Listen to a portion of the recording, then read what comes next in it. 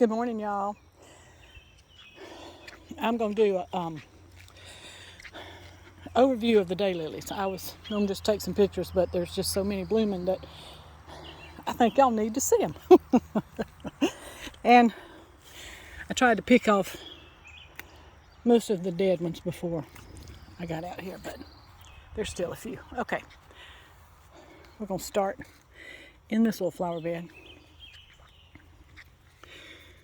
As soon as I get these, I don't know why, it's just I can't leave them. Okay, there we go.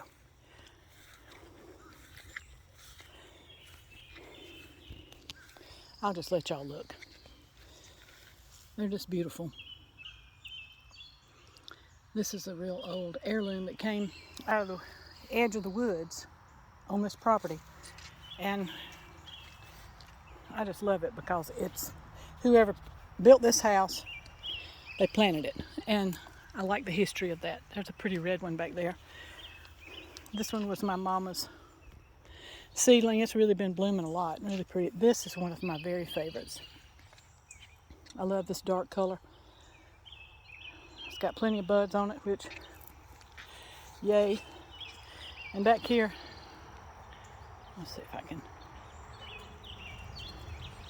I moved some last year to multiply here. That is Jones Senior and Ski Chalet, and then I don't know what this maroon colored one is. But I'm trying to get them to multiply, and they've done really well. That one is, I believe it's humdinger, and it just blooms and blooms and blooms. And you can see there's a border in the garden of daylilies, and this year I've expanded. So it goes all the way down here, and then this year it turns and goes around the back too. So let's walk in there and see what's blooming. We've been so dry that there's just, I feel like I'm just maintaining, and I've got to come in and weed out things that are dying. It has really hit my roses hard this year. I don't know how many I've lost. I hope not a lot of them, but they are not doing good at all. This one is Christmas Wishes, I think.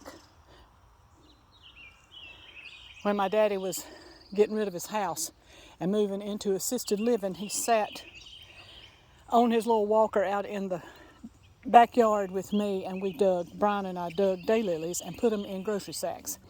And it's one of my favorite memories of him, and one of them, he would say, "Get that one, it's pretty." And he said, I don't know the name of that one right there, but get that one and just, it's pretty because it's a pretty one. And I think it's that red one right there, because I see a tag down here. That's his handwriting on this Christmas Wishes, and it's not blooming yet.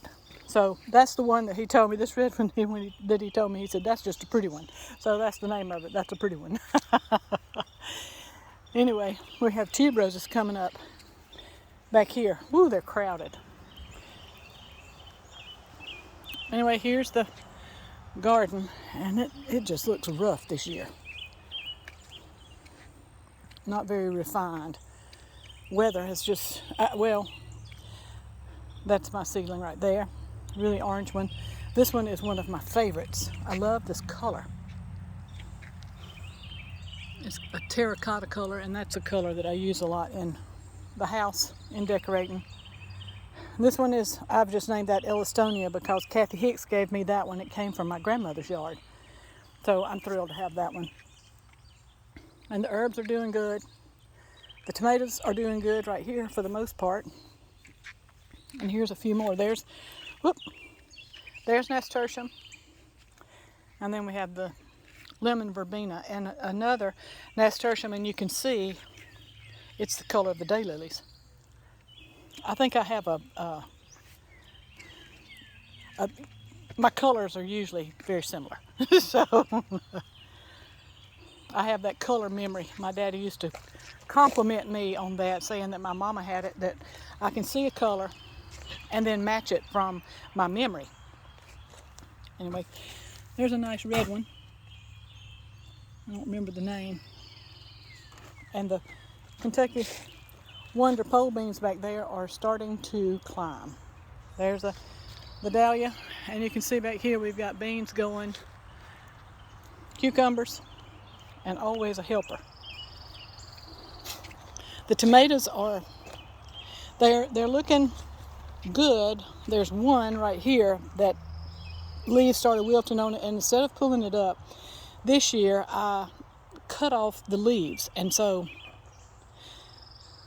we'll see. I took a tomato course by Joe Lample and listened to everything he had to say, and they didn't just automatically pull things up when the tomatoes got diseases. They trimmed them and worked with them, and so I'm trying to do that this year, and we'll see if that works. This is a row of okra that Teeny is inspecting right there, but we have chipmunks that come every night and do this and dig up seedlings. It's quite aggravating. Okay, the beets are actually making some of them are almost 2 inches across. I can't believe it. I've tried to grow beets for years. All new dirt in there. I guess they like it. There's the zinnias, and I bought those seeds from Gardener's Workshop, and every one in the pack came up, and they're looking really good. Radishes, squash, 2 kinds of beans, and then here are the dahlias. There's a dahlia back there, and it's got a bud coming up. It should be blooming in the next few days. I can't believe dahlia season is already here. And I've still got some tubers in the greenhouse that are just now sprouting. I've got some in pots that have come up. I just brought some of them out this morning because it's such an overcast day that it might be a good day to put some in the garden. There's some in pots, and in these 2 beds I don't have room for all that I have left to plant, so I'm going to have to see, she's waiting on me to come out. I'm going to have to plant dahlias in there. There's a dahlia here. We might just take over the whole garden. That's dahlias back there, planted. All of those in that bed are from Freilich Farms, from South Carolina, so they should work really well in this climate. And here we go. Dahlias in the South can absolutely be grown. This is all of these, including all of these right here. Everything you see out there overwintered. I don't dig any of them, and everything lived through the winter. I put a pretty thick layer of straw, and they do just fine. And I bought enough new ones to fill in any places where they didn't make it, and this year I don't have as many places that are empty as I bought new dahlias. So we're just taking more ground for dahlias. Here we are, Memorial Day weekend, and it's really the beginning of hot summer. We've already had some hot, and it's going to be in the 90s. Our grass, this is the worst it has ever looked in 19 years because it got so dry, and it was just the timing was just our Bermuda grass has not come in yet. We hadn't had enough rain for it to get green, so it makes everything look a little yuck. Back here we have St. Augustine, and it looks a lot better back there. But that's the garden. The lavender's fixing to bloom. Y'all get to see the girls playing. They sometimes get too rambunctious and run through the bed, so I have to keep an eye on them. Teeny, Lily, come on.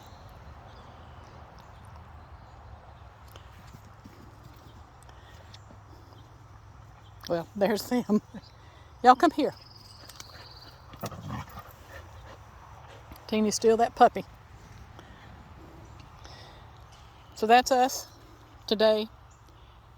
This is Mona from Winterpast.